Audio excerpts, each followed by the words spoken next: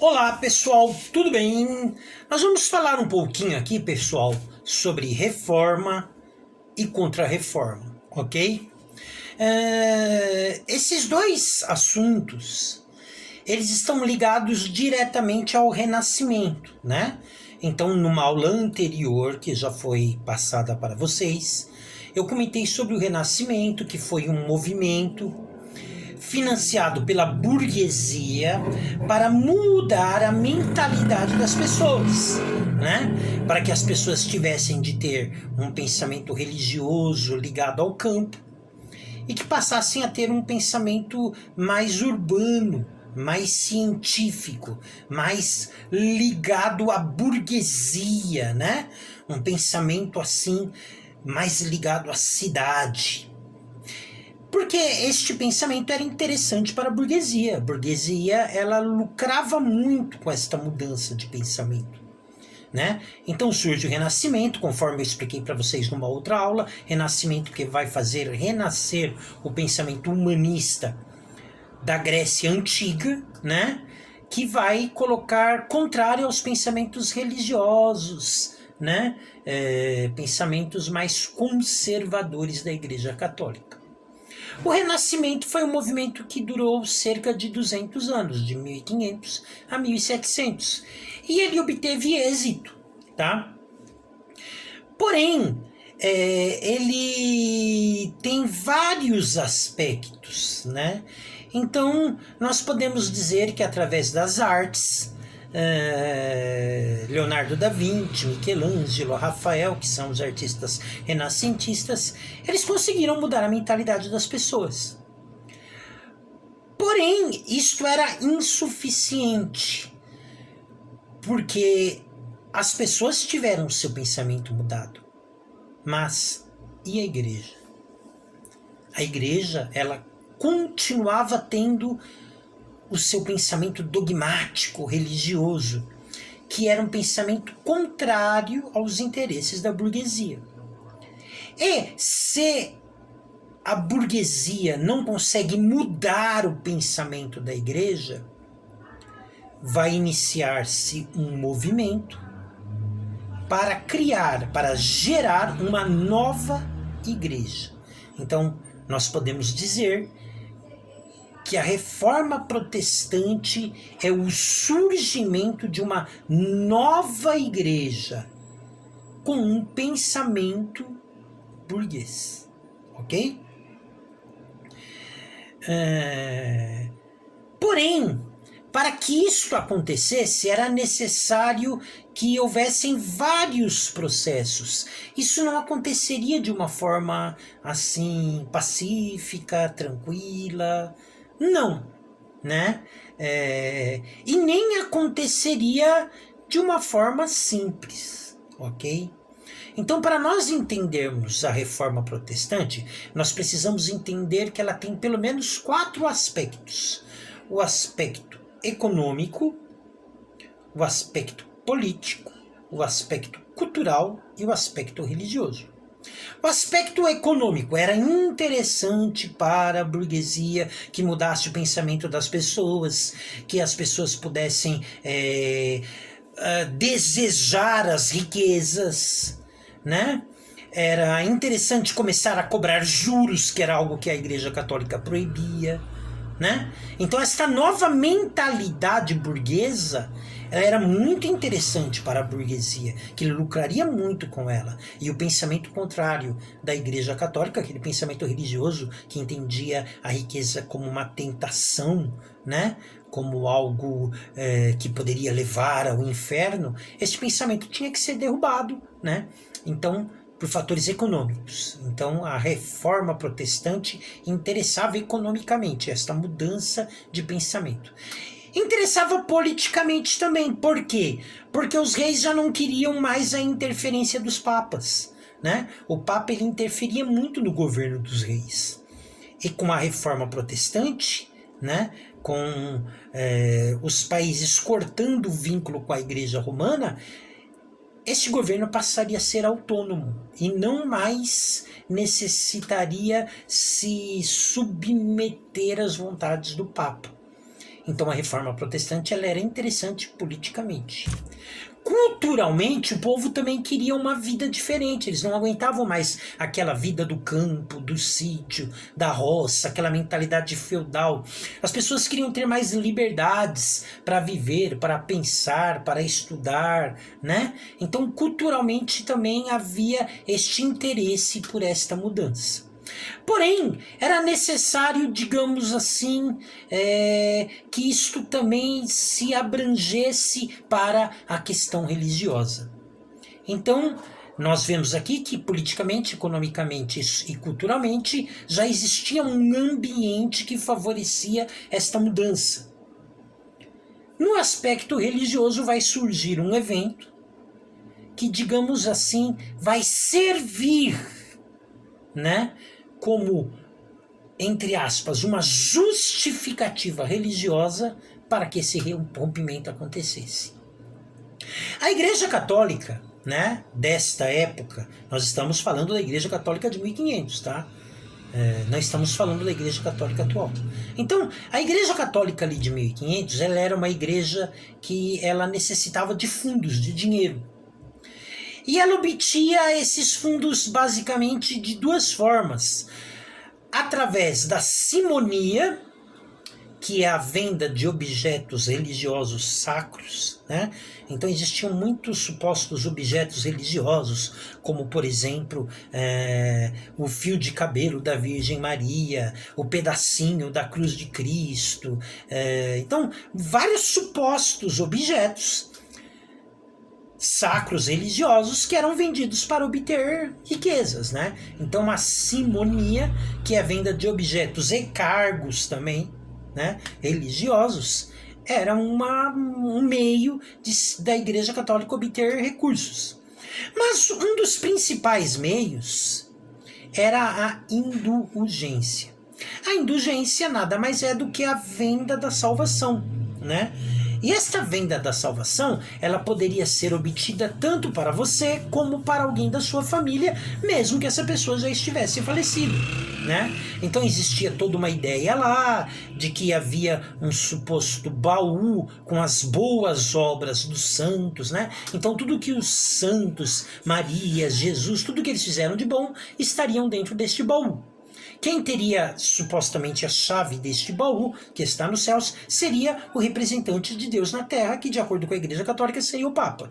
Então, mediante a compra de uma indulgência, né, o que seria indulgência? Seria um documento que você comprava via donativo, né? Esse donativo, essa quantia de dinheiro seria utilizada para que fosse construída a Basílica de São Pedro, que estava sendo construída nesse período.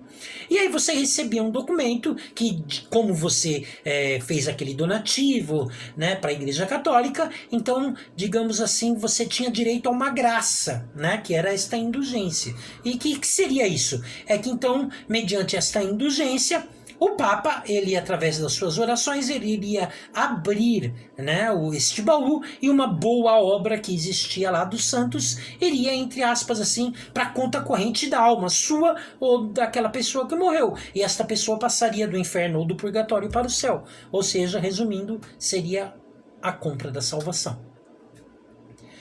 Martinho Lutero, quando ele escuta a respeito dessa teoria da indulgência, e isto era vendido de uma forma bastante teatral, né? Não era assim, tinha lá um lugar lá que tinha indulgência lá, você ia lá e comprava. Não, não era assim, né? Essas indulgências eram oferecidas nas igrejas mediante todo um trabalho teatral. Então, né, tinha um homem muito famoso na época, que era o John Tetzel, né? Então, o que acontece? Ele ia lá vender, então fazia todo um teatro, né, sobre como seria o inferno, as almas gemendo, né, aquele desespero, né? Alguns dizem que ele próprio colocava a mão no fogo para mostrar como que a sua mão queimava e dizia, olha, isto não é nada, né? Baseado naquilo que vai acontecer com quem for no inferno. Então ele colocava todo um medo nas pessoas e depois ele oferecia, olha, né? O Papa, né? Então está colocando disponibilizado a todos que quiserem se livrar deste martírio, né? Mediante uma doação para a construção da Basílica de São Pedro, está aqui esta indulgência e você pode comprar ela e através dela você tem direito a uma graça de ser livre, né? Do inferno, de ser livre. E isso tanto serve para você como para alguém, um parente seu. Então você poderia comprar tanto a sua salvação como de um parente seu, mesmo que ele já tivesse falecido. E eram isto as indulgências, venda de bênçãos, venda de salvação. Quando Martinho Lutero, que é um monge luterano, ele vê isto, ele fica indignado. E ele escreve 95 teses contra a indulgência, dizendo assim, olha, se o Papa ele pode salvar a vida de alguém, salvar a alma de alguém do inferno, por que ele não faz isso por bondade? Por que ele não faz isso por amor, que é aquilo que Jesus ensinou? Por que ele só faz isso mediante uma soma, né, de um dinheiro, um donativo, né? Quer dizer então que quem é pobre vai para o inferno, quem tem dinheiro tem as condições de garantir a salvação, né? Então ele coloca ali 95 teses contrárias às indulgências, tá? E aí criou-se ali um momento de cisão, uma crise, né? Então, conforme eu disse, como a burguesia queria ficar livre da Igreja Católica por questões econômicas, políticas e culturais, eles vão aproveitar este momento, né? Porque quando o Martinho Lutero ele faz essa carta, ele é excomungado pela Igreja Católica, ele é expulso da Igreja Católica. Como que ele ousa, né, questionar o Papa, que é o representante de Deus na Terra? Então ele é expulso da Igreja Católica, né? Então, quer dizer, criou-se ali uma crise, né? Então, a Alemanha, né, o conde da Alemanha que estava ali, né, ele ao ver isso, né, não se esqueça que a Alemanha nessa época não existia o país Alemanha. Nós estamos falando de ducados, tá? De principados, não existe. Tá? O país Alemanha vai surgir em 1870, nós estamos falando em 1500. Tá? Então, a Alemanha como país vai surgir mais de 300 anos depois disso, ok? Então, o duque que estava ali, né, ele, ao invés dele se colocar a favor da Igreja Católica e contra Lutero, ele faz o contrário. Ele protege Lutero e vai dizer, não, nós vamos ficar do lado de Lutero, vamos romper com a Igreja Católica. E aí ele pede para Martinho Lutero, ele pegar a Bíblia que estava no alemão, no latim, né? Só existia Bíblia no latim, e ele o Martinho Lutero vai passar a Bíblia do latim para o alemão, né? Então vai fazer uma tradução. E aí ele rompe com a Igreja Católica, né? Então este ducado ali, né, rompe com a Igreja Católica e cria uma nova igreja, que é a Igreja Luterana, que é uma igreja nacional, uma igreja do Estado, né? Uma igreja autônoma. Então, são alguns pensamentos que a burguesia valorizava muito. Autonomia, ok? O fortalecimento da cidade, do Estado, né? Então, o fortalecimento da nossa cultura, porque isso era financeiramente interessante, né? Então, vai haver um rompimento com a Igreja Católica e surge a Igreja Luterana na Alemanha. Porém, conforme eu disse, como vários países estavam querendo cortar o contato com a Igreja Católica, então, lá na Inglaterra, o rei Henrique VIII vai falar, quer dizer então que ali a Alemanha, né, aquele povo ali que hoje está naquilo que nós conhecemos como Alemanha, quer dizer então que eles cortaram o relacionamento com o Papa, nós também vamos cortar, e vamos fazer também a nossa igreja. E aí surge a Igreja Anglicana na Inglaterra. Na Suíça, Calvino vai fazer a mesma coisa. Também vamos cortar o contato com a Igreja Católica. Vamos fazer a nossa igreja, a Igreja da Suíça. Então, a Reforma Protestante não é um surgimento de uma igreja para competir com Roma, com a Igreja Católica. A ideia da Reforma Protestante é que cada país tenha a sua própria igreja. Ok? Então, são vários países, por motivos que eu acabei de dizer, por motivos culturais, econômicos, políticos, né? Agora também religiosos. Então eles vão aproveitar este momento, vão cortar relações com a Igreja Católica e passarão a ter a sua própria igreja, né? Isso é reforma protestante. É que cada país tem a sua própria igreja, a Bíblia na sua língua, que o culto seja feito na sua própria língua, porque antes da reforma protestante, independente do lugar onde estivesse, a missa seria em latim. Ou seja, o povo não entenderia o que está sendo falado pelo padre. O padre, ele rezava a missa de costas para o público de frente para o altar. Então você ir na missa significa que você iria ouvir uma língua que você não entende e o padre vai rezar de costas para você, né? Então, essas eram algumas algumas das matrizes do pensamento católico, né? Então, a reforma protestante, conforme eu disse, foi o rompimento de alguns países que passaram a ter a sua própria igreja, cortando ligações com a Igreja Católica, que, conforme eu disse para vocês, era interessante para em vários aspectos, não só a questão religiosa. Eu não posso dizer que a reforma protestante é só uma questão religiosa, ela também é, tá? Não dá para dizer que não é, mas não dá para dizer que é só isso, tá bom? E a Igreja Católica, ela vai ver isto, vai ver esses povos, né? Que eram povos grandes, né? A Reforma Protestante foi um baque para a Igreja Católica. Ela perdeu um monte de fiéis, ela perdeu muitos recursos financeiros. Esses países pagavam dízimo, pagavam ofertas, né? Então, foi um baque. A Igreja Católica vai ficar tranquila com isso? Ela vai aceitar isso de forma passiva? Com certeza que não. E aí vai surgir aquilo que nós chamamos da contra-reforma. Tá? É a reação da igreja à reforma protestante. Então, a contra-reforma, ela ficou marcada por um concílio que teve numa cidade chamada Trento, o Concílio de Trento, que foi realizado em 3 ciclos, entre 1545, né, a reforma protestante foi 1517, então cerca de aproximadamente 30 anos depois da reforma protestante, até 1563. Ok? Então foram 3 ciclos. Aconteceram 3 momentos de reunião. Ok? E o que o Concílio de Trento, que é a reação à Reforma Protestante, ele criou para resistir à Igreja Católica? Primeiro, pessoal, é importante, tá? Principalmente para você que é católico, né? Eu iniciei a aula dizendo o seguinte: olha, nós estamos falando da Igreja Católica de 1500. Não confundam com a Igreja Católica de hoje. A própria Igreja Católica, ela reconheceu os erros que ela estava cometendo naquele período, ok? A Reforma Protestante, ela foi boa para a Igreja Católica, no sentido em que existia muita coisa lá que estava errado e que foi consertada. Então a própria Igreja Católica, ela reconhece os erros que estavam sendo cometidos. E ela fez uma espécie de uma faxina, uma reforma interna. Tá? Então nós podemos dizer que a reforma protestante, ela é precedida por uma reforma católica, né? Que ela mesmo vai ajeitar, vai dizer, opa, tem coisa errada aqui mesmo, vamos arrumar. Então, a igreja católica posterior à reforma é uma igreja diferente do período da reforma. Por isso que eu disse que não dá para você querer misturar as duas. Tá? Então, o Concílio de Trento foi uma espécie de uma faxina interna.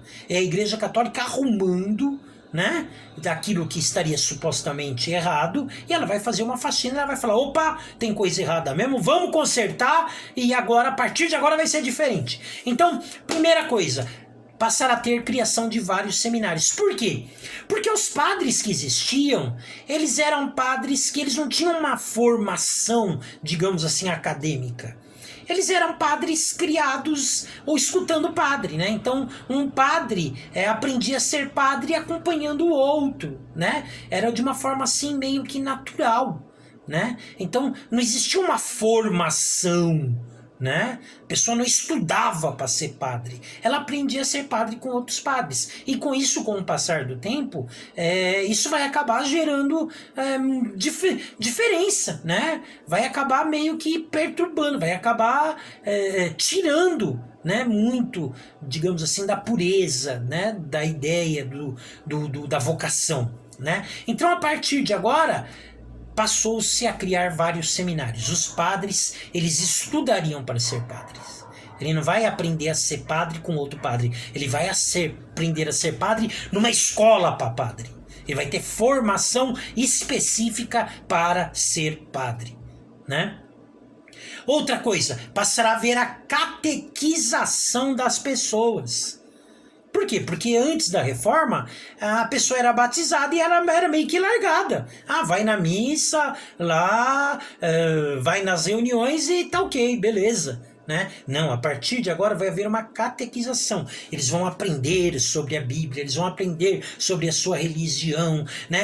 Vai haver curso para os catecúmenos. Então, a religião católica passará a ser levada mais a sério pelos seus fiéis, entendeu? Então vai haver uma catequização das pessoas. Vai surgir a Companhia de Jesus, que são os jesuítas. A Companhia de Jesus é como se fosse uma companhia paramilitar. Então eram pessoas extremamente, assim, com um temperamento bastante rigoroso, tá? É uma religiosidade rigorosa, séria, comprometida, vigorosa, tá? Quase que militar. É paramilitar. Então, os jesuítas, eles tinham esse perfil, quase que militar. Não se esqueçam que vão ser os jesuítas que vão vir aqui no descobrimento, né, entre aspas, descobrimento do Brasil, em 1500, que vão catequizar aqui, né, os indígenas e tal. Então, os jesuítas tiveram uma importância muito grande na colonização brasileira. Os jesuítas surgem na Contra-Reforma, que é a Companhia de Jesus. A reativação do Tribunal da Inquisição, ou seja, aqueles que forem considerados hereges serão punidos, né? Então começa a haver um rigor para combater os hereges. Não precisa nem dizer que aquele que, entre aspas, aderisse à reforma, às ideias da reforma protestante em um lugar católico era considerado herege e iria ser julgado pela Inquisição e morto. Tá? Então, qualquer pessoa que simpatizasse com os pensamentos da reforma protestante em um lugar católico ia para a Inquisição e seria julgado e morto. Ok? E o index, o que é? A proibição de certos livros. Então, alguns livros, principalmente livros escritos por reformadores, eles serão proibidos em lugares católicos. Se alguém for pego com um livro de Martinho Lutero, ou de Calvino, ou algum livro que esteja contrário ao pensamento católico, este livro é proibido, ele será pego, será queimado, e a pessoa que estava com o livro será penalizada como herege, né? Então, isto é o que foi decidido no Concílio de Trento, que é o que nós chamamos de Contra-Reforma. Sem dizer que vai haver guerras, ok? Entre católicos e protestantes em todos os lugares praticamente da Europa, tá? Muita gente será morta dos dois lados, então não tem bonzinho nessa história, tá? Então se alguém pensa assim, tem o lado bonzinho, não tem não. Os dois mataram muito e muitos dos dois lados morreram, tá? Não tem bonzinho não. Tá? Então, esse é o contexto histórico de reforma protestante e contra-reforma. Tá bom, galerinha? Até mais na nossa próxima aula. Fui!